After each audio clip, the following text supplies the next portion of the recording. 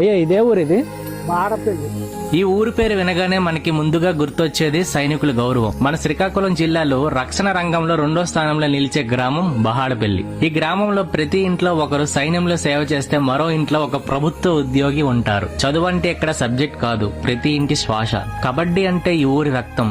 ఎక్కడ కబడ్డీ టోర్నమెంట్ జరిగినా బహాడపల్లి టీం వచ్చిందిరా జాగ్రత్త అని అందరు చెప్తారు. వాళ్ళ ఆట తీరు అలా ఉంటుంది. మరి 3 మండలాల్లో ఎక్కడ క్విజ్ పోటీలు జరిగినా ఫస్ట్ ప్లేస్ లో నిలిచేది బహాడపల్లి గ్రామమే. సాయంత్రం అయితే ఇక్కడ యువకులు ఒక దగ్గర కూర్చొని భవిష్యత్తు గురించి మాట్లాడుకుంటారు. ఇంటర్ అయ్యాక ఎలా అయినా జాబ్ కొట్టాలి. జోస్, ఫైర్, కష్టం ఇక్కడ ప్రతి విద్యార్థుల్లో ఉంటుంది. ఇక జానపద గేయాలకు పుట్టినిల్లు కూడా బహాడపల్లె. అడుగడుగున క్యాజు ఫ్యాక్టరీలు కనిపిస్తూ ఉంటాయి. ఫ్యాక్టరీలో పనిచేసే కష్టజీవుల శ్వాస ఈ ఊరికి జీవం. మండలంలో టాప్ హై స్కూల్ కూడా ఇదే. రాజకీయాలకి ఈ ఊరు ప్రజలు దూరంగా ఉంటారంట.